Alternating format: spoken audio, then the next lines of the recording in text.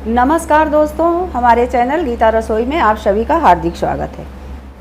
तो आज पेरेंट्स हम इस वीडियो में बताने जा रहे हैं कि बच्चों के ओंठों के कालेपन और उनके कैसे साफ़ सफाई की जाती है और बच्चों की साफ़ सफाई के बारे में, ओंठों की साफ़ सफाई के बारे में आज हम इस विषय में चर्चा करेंगे।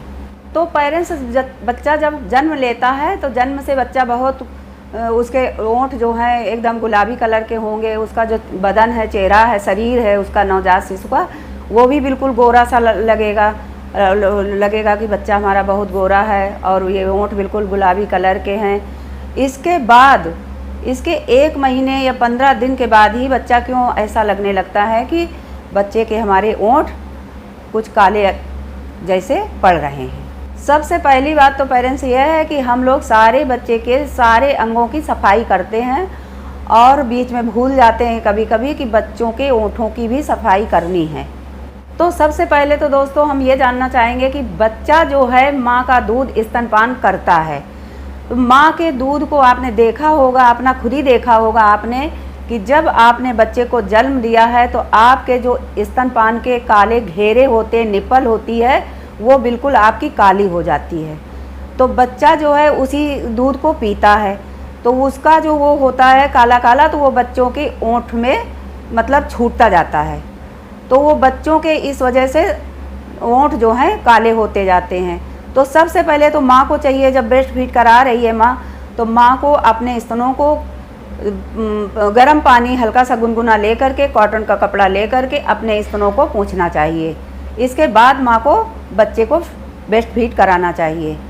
और जब ब्रेस्ट फीड आप करा चुकी हैं या करा रही हैं, कराने के बाद बच्चे का जो ओंठ है उसको आप सरसों के तेल से उसमें कॉटन के कपड़े में, सरसों के तेल में उसको कॉटन का कपड़ा डुबो करके, साफ स्वच्छ कपड़ा होना चाहिए, एकदम मुलायम, क्योंकि उस समय बच्चे के जो लिप्स होते हैं तो वो बहुत ही मुलायम होते हैं। तो उनको आपको ज़्यादा नहीं रगड़ना है, उस तेल में उसको डिप करके कॉटन के कपड़े को, उससे आपको राउंडेड ऐसे करके 1-2 राउंड लेना है, उसको मतलब साफ़ करना है सरसों के तेल से। और जब बच्चे की आप मालिश कर रही होती, मसाज कर रही होती हैं, तब बच्चे के जो नाभि होती है तो नाभि में, बच्चे के नाभि में आपको सरसों का तेल ज़रूर रखना है, इसलिए कि बच्चे की नाभि के में तेल रखने से बच्चे के जो चेहरे में है ग्लो आता है और निखार आता है और ओंठों पर भी बहुत ही फ़ायदा करता है। और दूसरा उपाय यह है कि बच्चों के जैसे ग्लिसरीन होती है, तो ग्लिसरीन भी आप लगा सकती हैं बच्चों के, हल्का सा कॉटन में ले करके ऐसे दिन में 3-4 बार आप सफाई करें, बिल्कुल हल्के मुलायम कपड़े से और हल्के हाथों से, उसको कस के नहीं घसीटना है। और तीसरा पेरेंट्स हमारा ये हो गया कि तीसरा जो गुलाब जल होता है, आप गुलाब जल भी लगा सकती हैं, क्योंकि गुलाब जल भी अच्छा होता है। जैसे ही ब्रेस्ट फीड कराएं आप तो बच्चे के गुलाब जल से हल्की सी मालिश कर दें, बिल्कुल हल्के हाथों से। और चौथा ये है कि जैसे अगर आपको कुछ नहीं मिल रहा है तो घर में आपके गुलाब का फूल लगा हुआ है, तो गुलाब के फूल की पत्तियों को लेकर के उनको ज़रा सा मतलब पीस करके कि उनका रसा आ जाए, तो बच्चों के कॉटन के हल्के कपड़े में आप उसको लें कि जिसका उसका रंगन छूटता रहे, उसका कलर छूटता रहे। तो उसको आपको क्या करना है कि उसके ओंठों में हल्की हल्की सी ऐसे राउंडेड मसाज हल्के हाथों से उसको करना है। और अगला उपाय है कि आप चुकंदर को भी ले सकते हैं, क्योंकि चुकंदर में भी बहुत ही ज़्यादा गुलाबीपन रहता है। चुकंदर का रस निकाल करके और एक कॉटन के मुलायम कपड़े में डिप करके उसको हल्के हल्के हाथों से उसको भी लगाइए, तो उसमें भी आपकी बहुत ही बच्चे के ओंठों में और बच्चों के ओंठों में बहुत ही निखरता और बहुत ही निखार आएगा और बहुत ही गुलाबीपन आएगा। क्योंकि बच्चा जो होता है, छोटा शिशु होता है, तो वो बहुत ही मुलायम और बहुत ही सॉफ्ट होता है, तो उसके ओंठों में, सर्दियों में तो अधिकतर बच्चों के ओंठों में पपड़ी सी पड़ जाती है, तो उस पपड़ी को निकालने के लिए इन चीज़ों का आपको प्रयोग करना पड़ेगा। आप इन चीज़ों का प्रयोग करें तो बच्चे के जो ओंठ हैं, तो बच्चे के ओंठों में आपको बहुत ही जल्दी निखार आएगा। और सबसे सटीक उपाय और सबसे अच्छा तरीका आपको ये है कि आप बच्चों के ओंठों में ये पान है और ये कत्था है।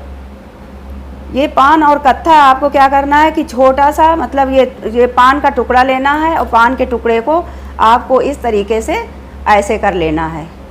ऐसे करके एक इसमें से हमने छोटा सा, ये बिल्कुल बारीक सा कत्था है, बहुत नहीं डालना है, ये बिल्कुल बारीक सा है, ये कत्था है, ज़रा सा बिल्कुल बारीक छोटा सा, लाही के से भी कम, जैसे लाही का दाना होता है उससे भी कम आपको लेना है। और बच्चे को इस तरीके से कॉटन के कपड़े में रख करके और बच्चे के ओंठों में धीरे धीरे आपको इसको लगाना है, यानी राउंडेड बाय राउंडेड आपको लगाना है।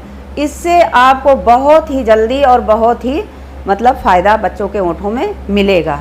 और आपको ज़्यादा कत्था नहीं लेना है, राई से भी छोटा। ऐसा करने से आपके बच्चे के बहुत ही गुलाबी और बहुत ही अच्छा कलर, काले से बिल्कुल गुलाबी कलर में बच्चों के ओंठ हो जाएंगे।